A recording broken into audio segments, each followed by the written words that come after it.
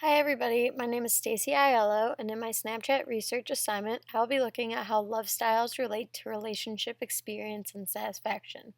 Before I begin, I want you guys to read over the 6 statements you see here and determine which one fits you best or what you agree with the most.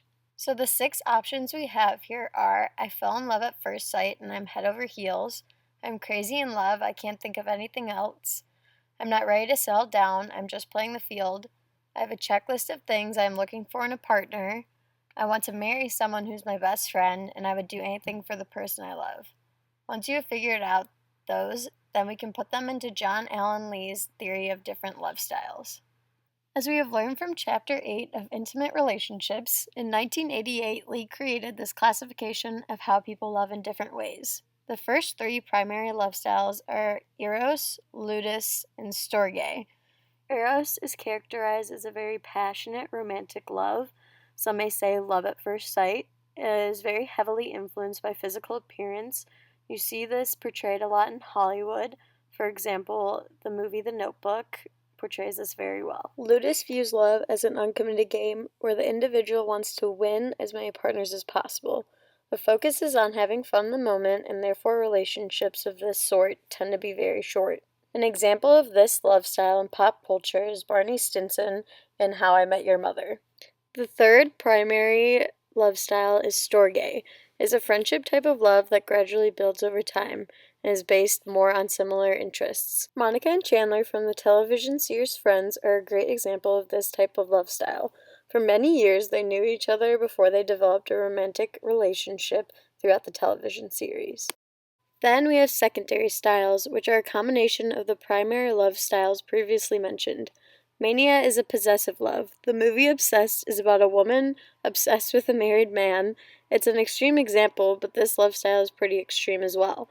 It's all-consuming and relates to the statement, I am crazy in love, I can't think of anything else. This manic type of love is a mix between Eros and Ludus. The second type of secondary love styles is agape. This love goes along with the statement, I would do anything for my partner. It's a selfless giving type of love. If you've seen the movie The Titanic, the very end of the movie, Rose goes back to save Jack's life, and then he sacrifices himself for her at the end. They're both willing to sacrifice for each other, and that relates mostly to agape. Agape is also a blend of storge and eros. The last secondary style of love styles is pragma. This is a compound of ludus and storge, and it seeks practical love. It's when someone is looking to select the most suitable mate possible. The example I have for this is eHarmony or Match.com. You put in your demographics and preferences, and it's almost like a checklist, and then they run a formula to find the people you're compatible with. For this love, if someone does not fit all the right things on a checklist, then they're not going to be very interested. After breaking down each love style, it is important to point out that we don't always exactly fit into one category or another. When I gave you the question with the statements in the very beginning, you probably thought, well, 1 or 2 of these, or 3 or 4 of these are where I fit. So we definitely bounce around categories, or are a mixture of some at a time. After analyzing 2 academic journals, I will be answering my research question, do individual love styles affect relational outcomes? The first research article I will discuss is Love Styles, Relationship Experience, and Sensation Seeking, a Test of Validity by Deborah R. Richardson, Nadine Melvin, and Georgina Hammock. The first objective of this research study is to provide an independent test of the validity of the Hendricks measure. The Hendricks measure is a 42-item love attitude scale that was developed by Hendrick and Hendrick and serves as a way for one to determine their love type. This test is rated on a scale of 1 to 5 from strongly agree to strongly disagree. Here are some questions that you might find on the test.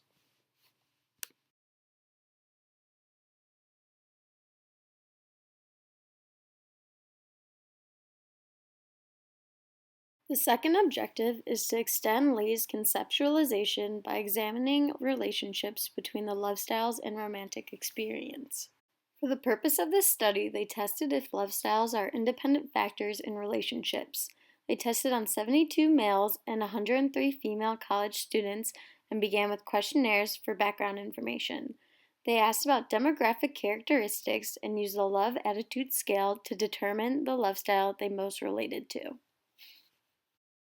After obtaining results, they calculated the correlations between love styles and measures of experience with relationships.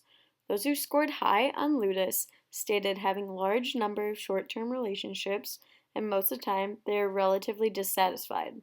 Those who scored high on Eros and Agape reported having satisfying relationships.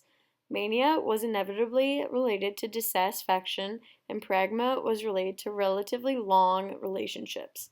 However, the outlier was Storge, having no significant correlation. This may be because Storge is more related to liking than love because it is based on friendship.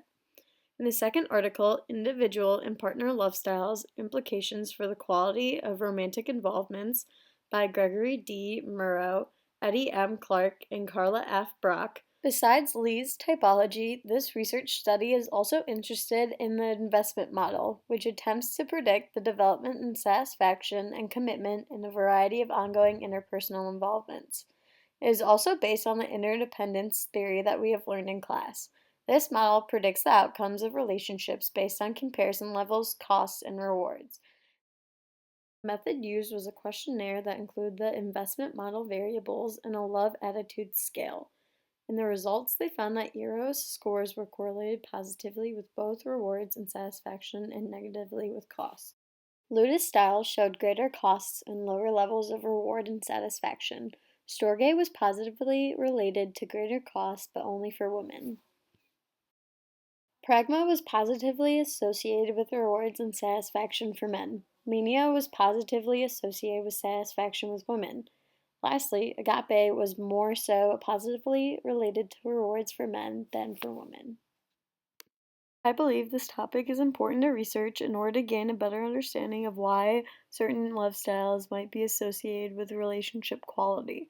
The findings in both of these articles I have picked indicate the importance of the association between partner love styles and individuals' relationship satisfaction. When there are discrepancies in couples' attitudes and beliefs regarding love, there can be negative implications for the relationship outcomes. In the end, it is important to know the effects certain love types can have and how you love in relationships.